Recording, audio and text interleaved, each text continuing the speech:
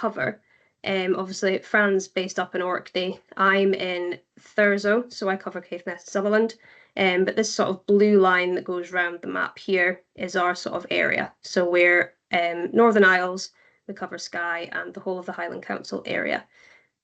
We were one of the Pathfinder hubs, but I think there's now, I would have to check it, but I think there's about 22 hubs running as of this year. So we've got quite a good spread across Scotland. So what the hub does. So our vision is for communities throughout the Highlands and Islands to be bold, collaborative and resilient by creating creative, climate-friendly projects and initiatives. So we're looking to see lots of people getting involved in climate action to support their own communities, whether that's through events, whether that's through sort of finding ways to like reduce poverty, food poverty, fuel poverty, that sort of thing. Let's move this a little bit. So how do we do this? We do this through supporting you. We support with advice. We can literally just be someone you come and have a chat to about something you want to organise. Maybe there's a project or something that you're looking to do and you're just needing that sort of, just someone to bounce ideas off of. Collaboration. So we can work in collaboration with other organisations. We can help groups collaborate together. We can put you in contact with other people that are doing similar things. We also offer education and training. So at the moment, the top sort of one, we've got a food hygiene training, which is a level 2. It's fully funded, totally free, that we can give out to groups. We've got sustainable spaces is sort of, we ran it last year, it's got some changes for this year, so that'll be live again soon, and that's showing you how to make your community space more sustainable. Celebrating community climate action, so that's, we've got quite a good presence on social media, and we run our climate festival throughout September. We are able to sort of spotlight these things that are happening and celebrate them throughout our area and the rest of Scotland. Capacity building and giving a voice to our communities. So we report directly to the Scottish Government. We also help obviously with training and things like that. We can be an extra staff member and just give advice and things like that. And our funding support. So if you sign up as a member, we've got a monthly funding finder that goes out. We also all have our sort of small pots of funding that come directly from us, the Climate Action Fund and festival funding as well. So climate action and community needs. Let's see, to move this again. There we go. So we look at sort of climate action in a way that it's also helping with community issues, the needs of a certain community, things that are missing. So these are some examples here. So we've got togetherness and mental well-being. So that can be things like community growing, active travel, Cycling UK, getting out in green spaces, coming together as a community to, you know, plant flowers, maintain green spaces, woodland areas, that sort of thing. It all comes together with climate action. Food security. So we support quite a lot of community larders, community gardens, growing and purchasing local food and things like that. All these sort of things help combat food poverty and people that are having issues with that. It can just be a really nice community way of sort of helping with that. Fuel security, obviously, when you're talking about climate, you're thinking of renewables, you're thinking of solar panels and that sort of stuff. We can help community buildings, access funding and access advice on how to get them and how to kit out the new building and things like that. Being connected and making sure everything's fair. So, I mean, like the repair cafes are a really good one. It's a circular community. They're repairing things and helping people keep things for longer so you don't have to buy new things. Tool libraries as well. Maybe you don't want to be out buying a new drill for one house thing. So maybe you sort of want to, what's happened? You want to borrow one of them. It just means that everyone's got access to that sort of thing. So the aims and objectives of the hubs. So this isn't just for us, this is for the whole hub network.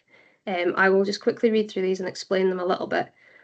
So we've got raise awareness of climate change and the actions communities can take to mitigate and adapt to climate change. So we're there to help advise and help support and bounce ideas off of when it comes to how you can sort of help with the issues that your community is facing when it comes to climate change, such as flooding. Provide groups with advice and support to take mitigation and adaptation actions. Facilitate coordination and collaboration, so that's helping people work together to reach common goals. Seed fund and develop new community climate action. So we have got our pots of funding and things like that. Foster peer-to-peer learning, signpost to organisations and agencies who can offer support, identifying funding opportunities, like our funding finder goes out every month, support local communities to design and develop carbon reduction and adaptation projects, facilitate learning and development through provision of training and support materials, provide voice for local communities and the mechanism for policy setters to reach communities and influence and inform community-led climate action policy. So the funding that we've got at the moment, so our Climate Action Fund is open and it's sort of on a monthly rolling basis. So that's up to £500 for climate action projects. And that is every month we'll give out. I think it's up to 3 awards for that. We've got our sustainable spaces. That's got a little bit of funding ring fence to it, but the main goal of the sustainable spaces is to help you write a policy, help you look at your space and make it a little bit more sustainable.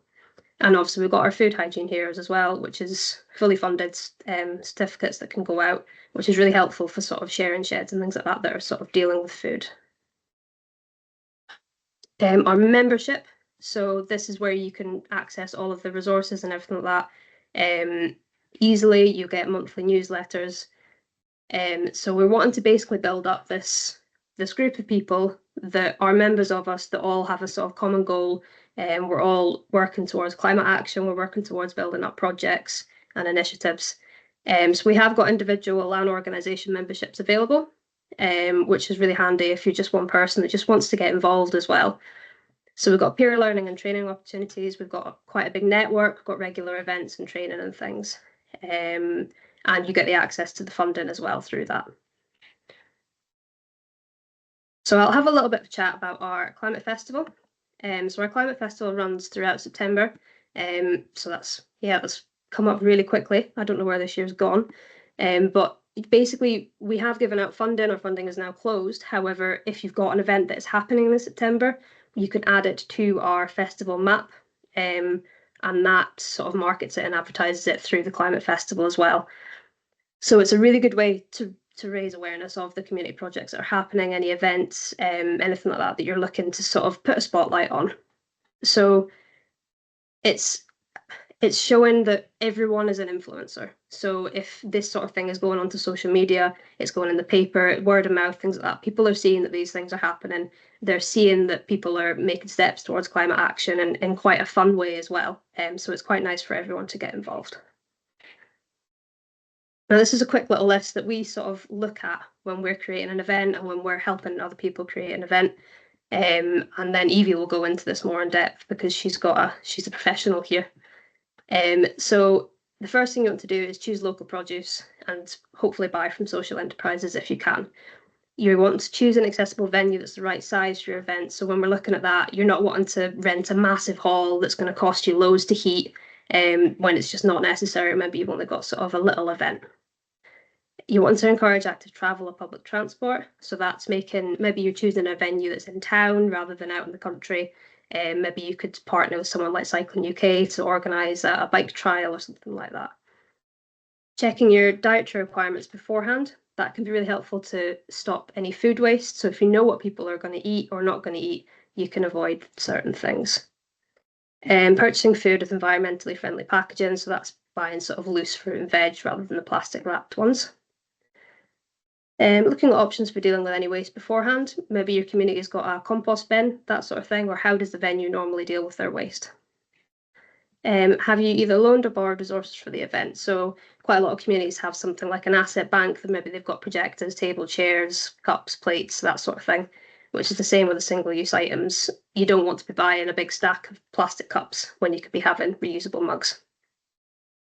Explore online and digital options. So that's like this, you have an online meeting, it can open up more opportunity for people to join. It also stops you having to rent somewhere, stops travel and that sort of things. But obviously everyone likes to have a little in-person sort of event as well. So, and can you add any climate related activities to your event? So the example here is taking litter pickers. If you're going a walk, maybe you're doing some nature sites or green health or something like that. If you take your litter pickers with you, maybe that's just an added bonus.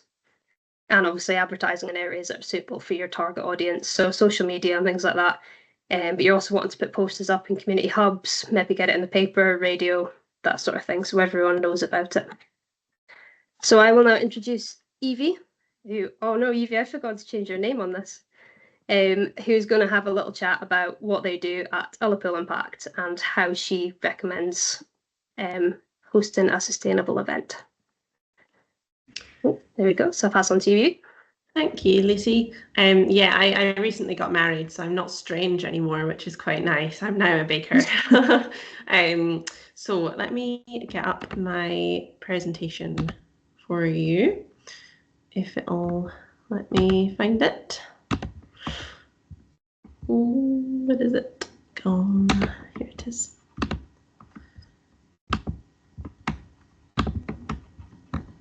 Oh, here. Sorry. I am also obviously not the best tech person. Right.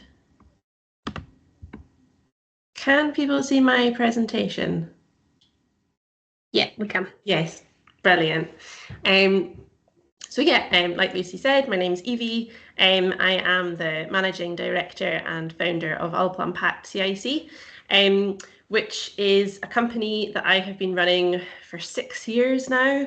I started it as a volunteer, just seeing a need for waste reduction in my community, and specifically looking at that through refill shopping, and it's sort of snowballed from there. And yeah, it's the last 6 years have gone by and I'm still doing it, which is great. So thank you very much to Lucy and the Hub for asking me to come, and I don't know if I can call myself a professional. That feels a bit too intense maybe, but I do have a fair amount of experience of running events. So I'm just going to run through some of the events that I have run before. So running events is something that I've done for many years, and as I was growing up, I was also dragged along to all the various events that my mum organised. So it's something that is has always been a big part of my life. So in the pictures here, you can see some of the ones that I've run more recently. So we've got organising and going to markets and having like stalls at markets and fairs, organising catering for events, both in sort of conventional spaces like village halls, and then also in sort of harder to reach places like community islands that are off-grid and things like that.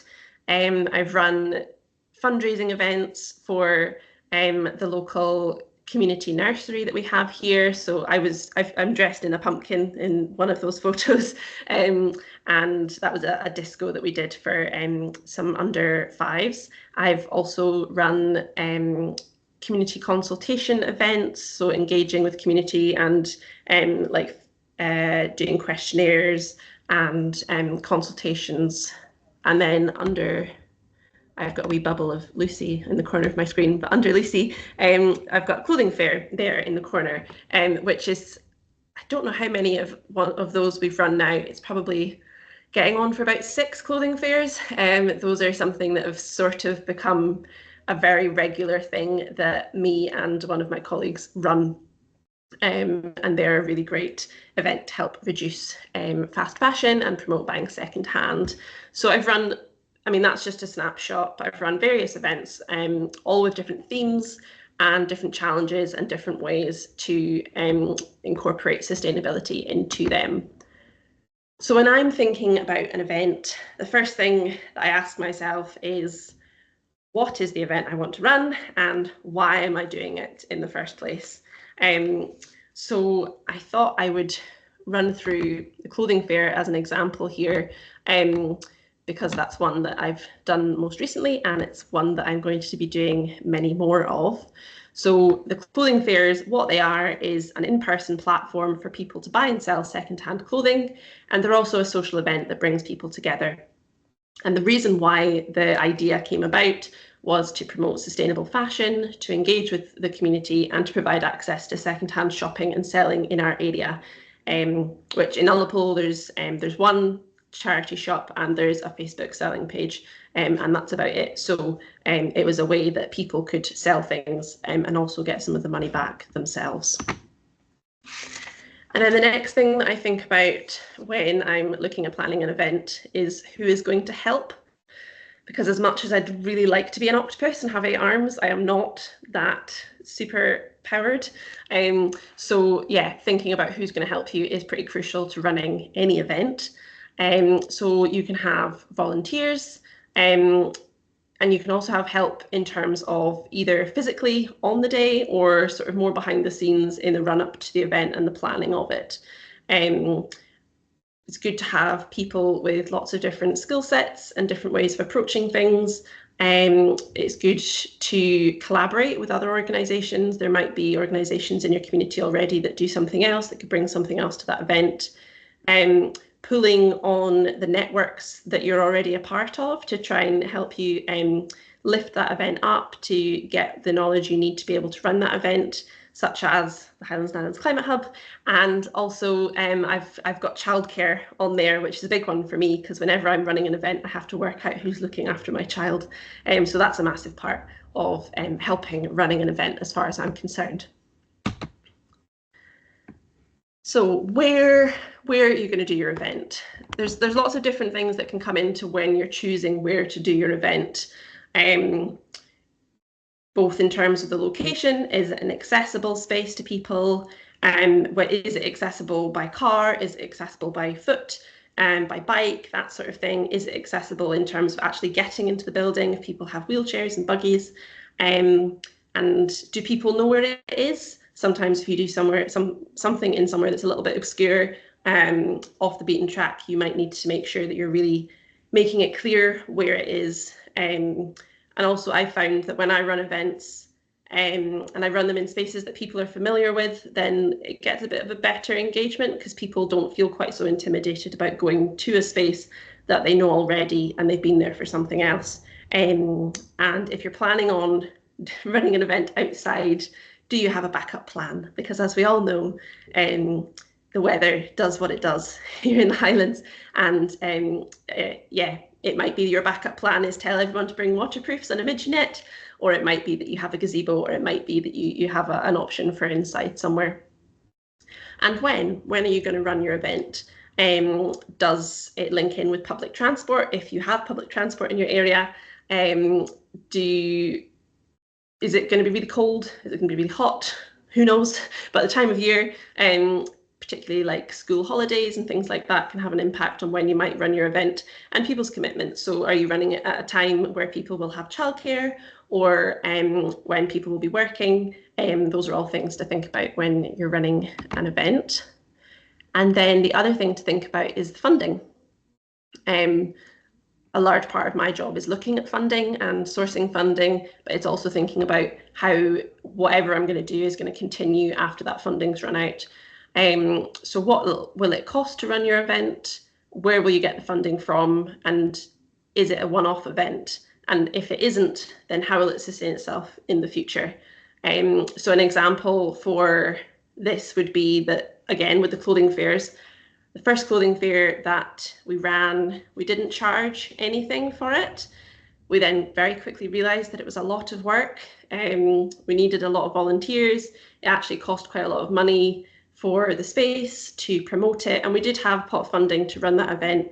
But if we were going to be able to continue to run them regularly, then we were going to have to make some form of money off of it. And so we then started charging a commission on each of the sales that people made, and it's now able to run itself, the clothing fairs, and we're able to cover the costs of those events. And Lucy touched on this in her last slide, but yeah, what do you need for your event, and where can you possibly get those things for free or hire them out? Things you can borrow, such as tables and chairs, mugs, hangers, and that sort of thing. Can you repurpose things to use in your event rather than buying them new, such as using yogurt pots for plant pots?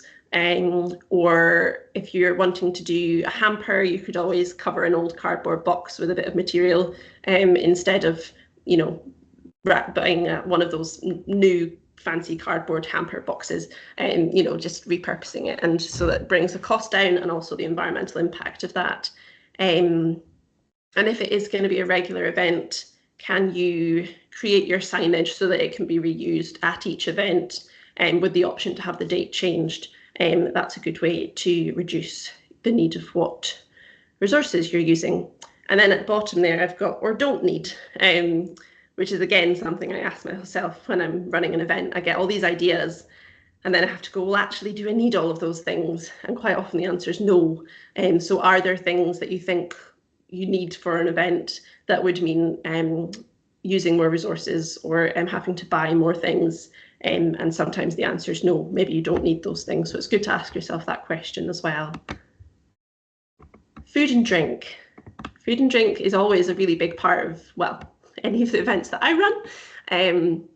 People love to have a bit of cake and have a nice cup of tea, but it's also quite often the one that ends up causing a lot of waste at people's events, because it all just, you get quite excited and think you're going to need loads and loads of stuff, and then at the end you're sort of ending up handing out cakes and left over with waste, which is not great and something we want to avoid. So something that people have been doing a lot more of recently is asking people to bring their own cups or plates or cutlery to events. This particularly works well if it's an outdoor event. So within your posters and your social media about promoting your event, saying that if you're going to come to the event, well, you'll need to bring a mug, or you'll need to bring a plate with you so that you can enjoy the lovely food that's going to be there. The more and more that we ask people to take that initiative and to do those things, then the easier it'll be for people to keep doing them, and for it to become really normal. Borrowing cups from community spaces quite often have massive boxes of mugs. Toddler groups quite often have lots of little plastic cups. So there's probably lots of people that have cups and things like that in your community, and it's sort of silly for everyone to own all of these different things themselves when we could just pass them all around and use them. Packaging for the food that you're buying. It's not always easy depending on where you're living. You might not have a refill shop, you might not have access to glass bottled milk, but thinking about whether you're going to use loose leaf tea or compostable tea bags, there's always little ways that you can reduce the packaging that is being created, and also asking people to, if they're bringing things to your event like cakes and stuff for donations, that they bring them in a reusable tub that they can then take home instead of wrapping them in cling film and things like that. So for any event you want to plan for leftovers, there will inevitably be food left over. So make sure you've got tubs. You can always say to people, bring a tub, and if there's leftovers, you might be lucky to take a piece of cake home with you. And have a plan for what is going to happen with that food before the food is made, because then there's no way that you can end up with wasted food, or hopefully less wasted food. And buying locally and socially. So yeah, again, Lucy touched on that, and buying as locally as you can in terms of where it's produced, supporting local businesses, and also supporting other social enterprises and companies.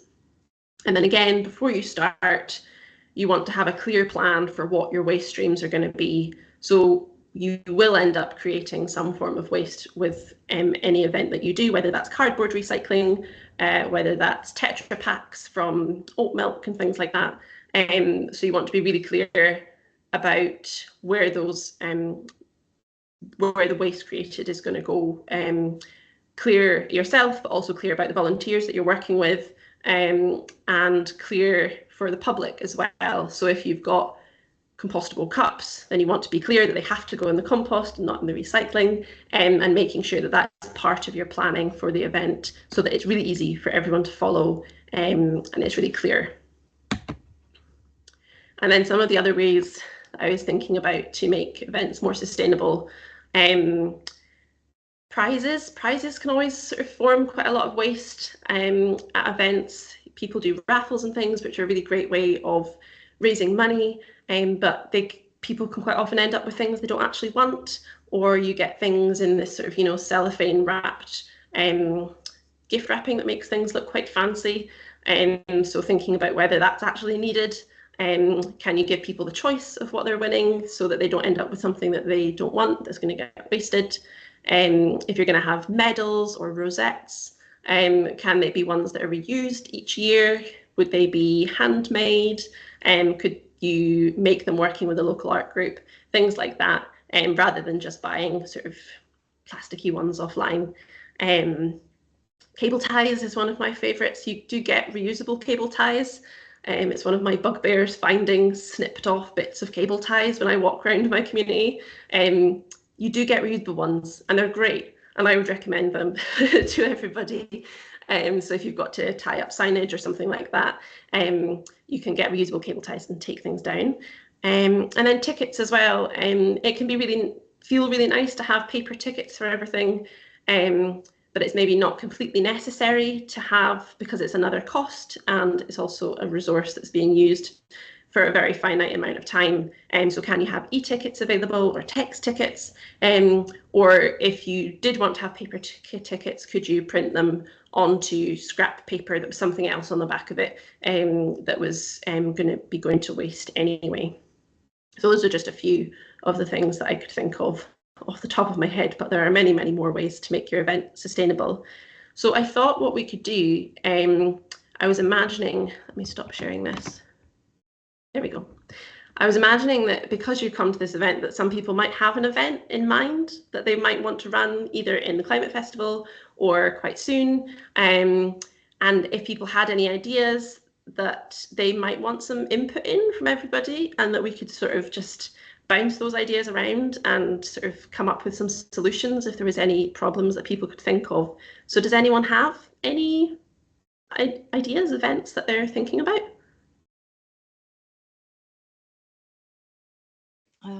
We're having a Halloween event, Nice. just in the local community, and that there's food involved with that, but there's also things like bobbing for apples and things that we had a lot of leftover apples last year that weren't edible, but we'd know where to put them. So we want to kind of avoid that, and wondered if there are other ways that you can. What can you bob for that is it's not an apple? What can you bob for? Yeah, I don't know. What have I seen? I mean, we've looked at.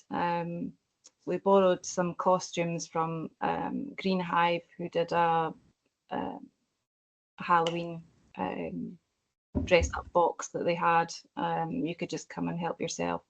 So we did that for last year, which I think was really successful. But other than that, we haven't really, sustainability for us hasn't really been something we've looked at, but we want to do it going forward.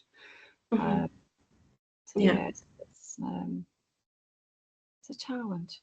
Yeah, no, it sounds great. The disco that was in my presentation, that was a Halloween disco for the primary school and nursery children of Ullapool. It was great fun.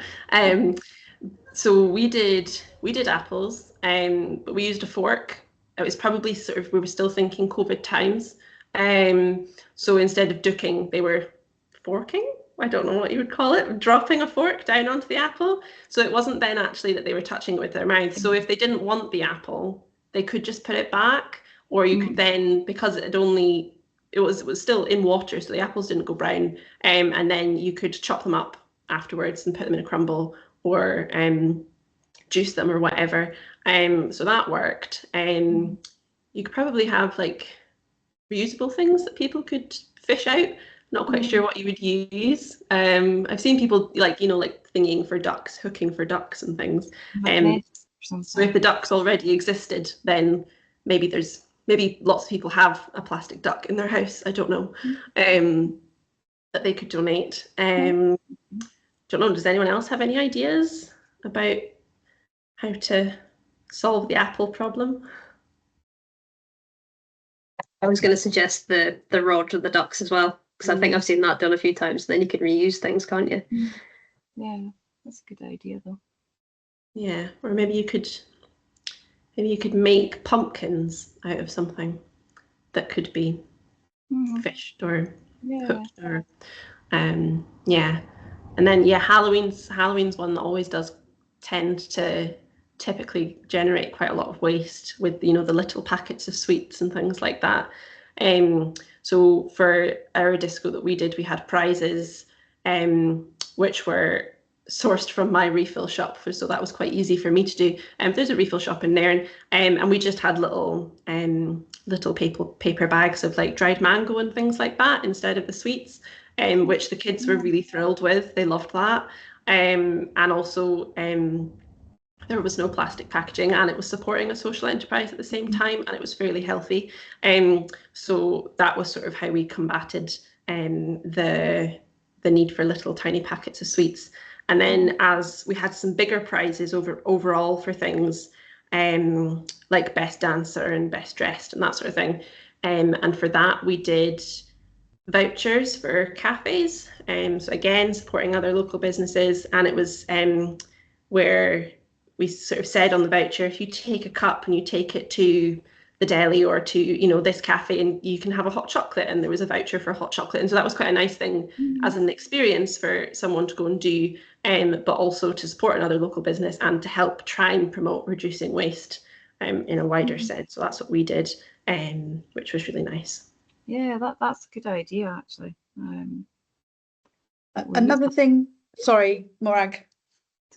No, I was going to say another thing I've come across with Halloween is the use of costume libraries, or so that people don't have to keep rebuying those sort of costumes from the supermarkets, that they can go along to a place like your clothes swap, Evie, but you get to choose a costume. Yeah, that's a good idea. That's kind of what Green Hive did last year. Yeah. They held it in the hall, and folk took their costumes down as well as taking stuff away. So it was really good. Yeah. So I suppose that you could also use that as like a part of your planning, is thinking about, so when is your event going to be? So when is it that costumes need to be available, so people can, because people think about these things quite far in advance. Costumes are a serious business. So probably a few weeks in advance, maybe even a month in advance, kids and adults are going to be thinking what they're going to be wearing for Halloween. So you could always do something around that earlier in the month to try and combat that and think about it and catch it before it becomes so much of an issue as well. Yeah. Okay.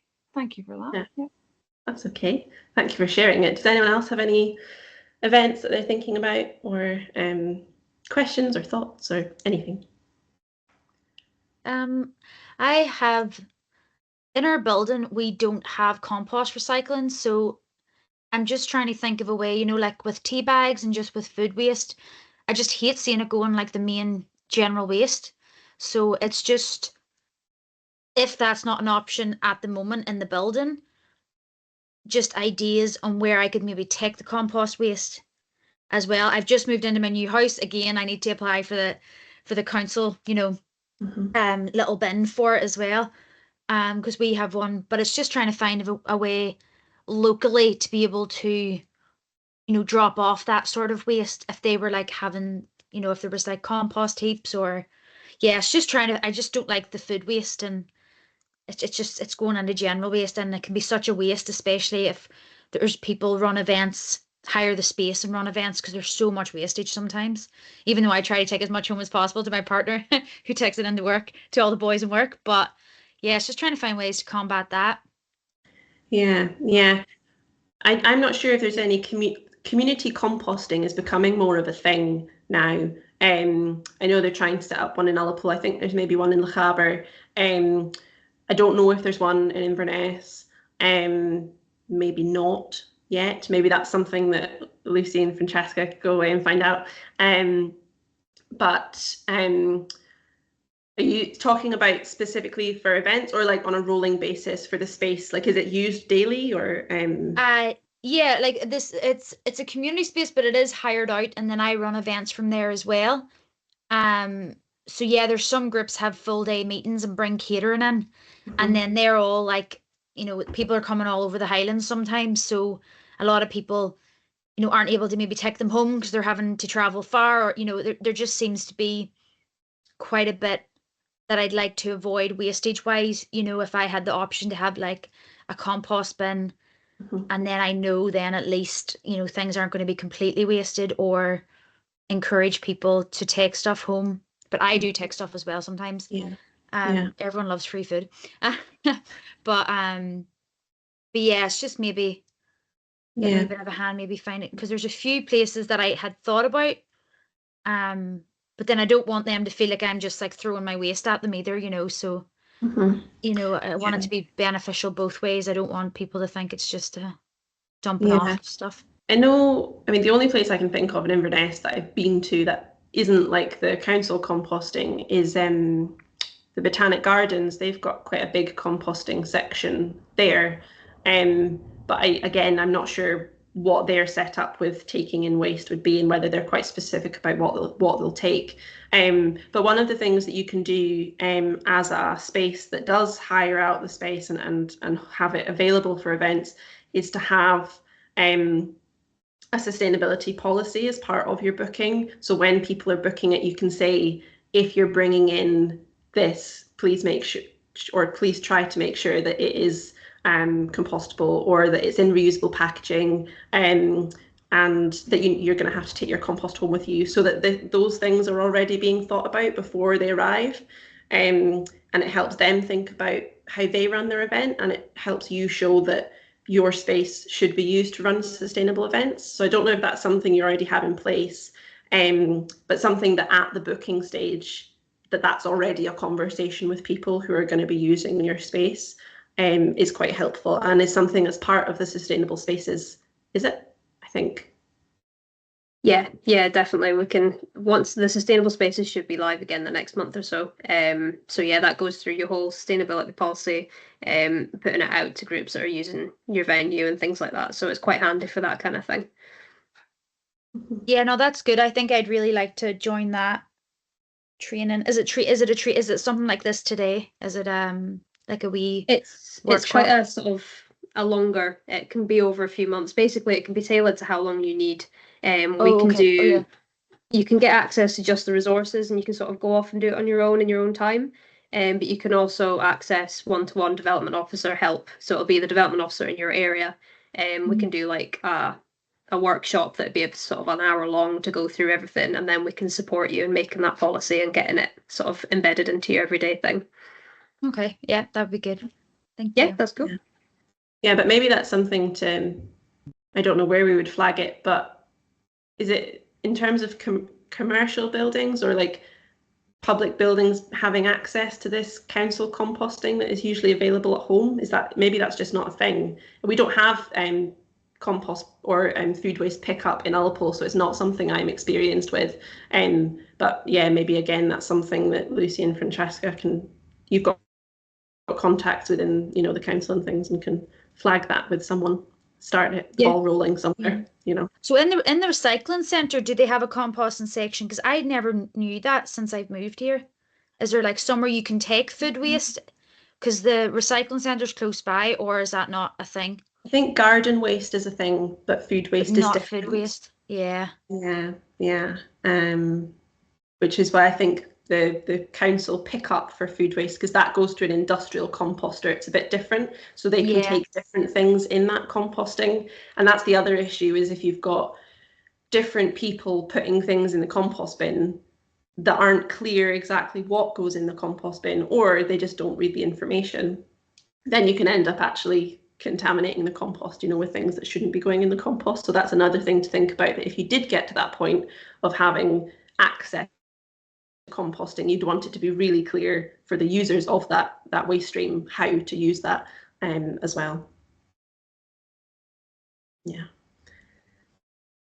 Does anyone else have anything? Maybe not.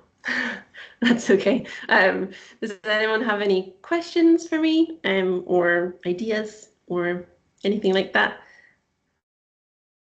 You mentioned accessibility, and one of the things I'm trying to do is put together a list of of spaces across the national park.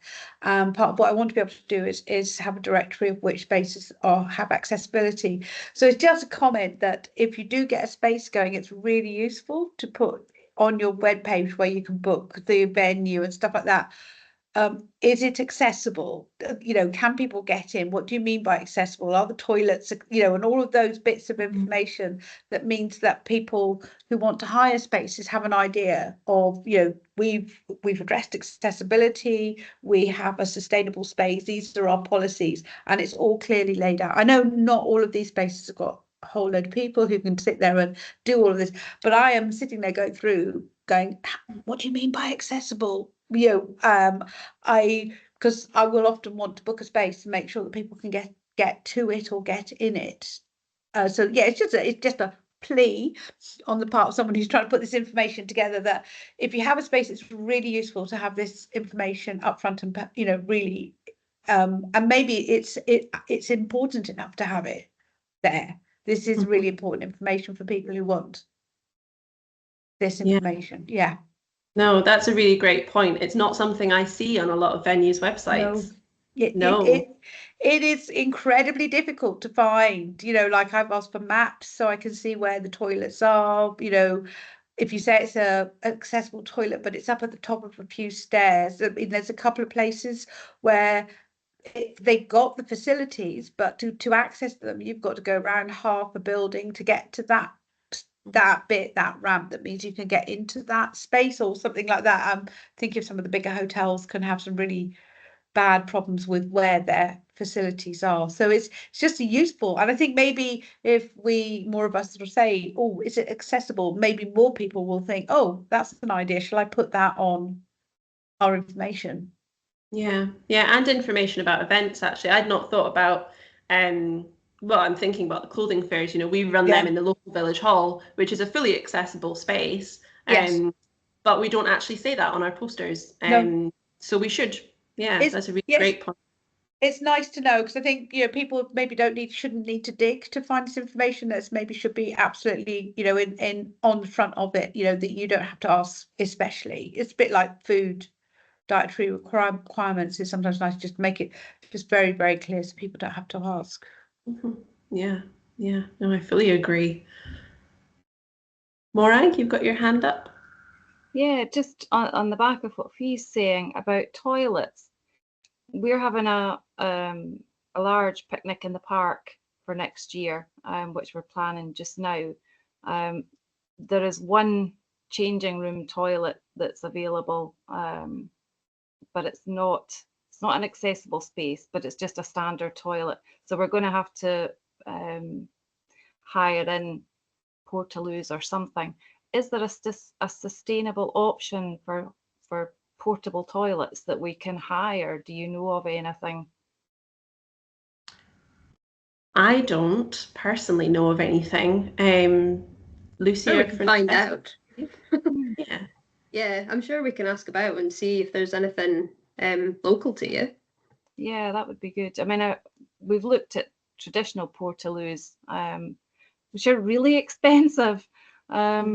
I think they were suggesting somewhere about £800 just for I think you have to have a minimum hire, which is a week, even though they're not actually going to be on site for a week. But that's for 7 toilets, and that's just standard toilets, not accessible toilets or anything. So it's a lot of money, but if we're spending that kind of money, we know that we've got a large population who are elderly and disabled coming from Queen's Park in there and down to the riverside. So it's something that we want to think about well ahead of time, but a sustainable option. I know that there's waterless toilets and things, but I don't know if there's any higher places that do these. So we were thinking about. No, I've seen a lot of more like community composting toilet initiatives. I actually did a whole write-up of them when I worked for the Hub last year. But I've not seen them portable. Composting toilets. I've seen them in boats and I've seen them in vans, but it's the capacity issue is probably a thing with those. That they would then, and you'd then have to have access somewhere that would then deal with the composted waste, which getting a contractor to come and empty those is actually a very expensive and difficult thing in itself. So even though it is theoretically possible, you've got all those different steps to think about and the different costs. But I think that's something we need to add to the list of, yes, we need sustainable portable toilets, and we need clear information about accessibility for venues. We've got some great things out of this. Yeah. Thank you. Evie, I have a question for you. You've spoken about childcare. So, did any of the events that you've attended or run have any childcare options on the side? How did that work? So in the events that I've run recently, we've not had childcare options as a side, but at the clothing fairs we always have a child corner.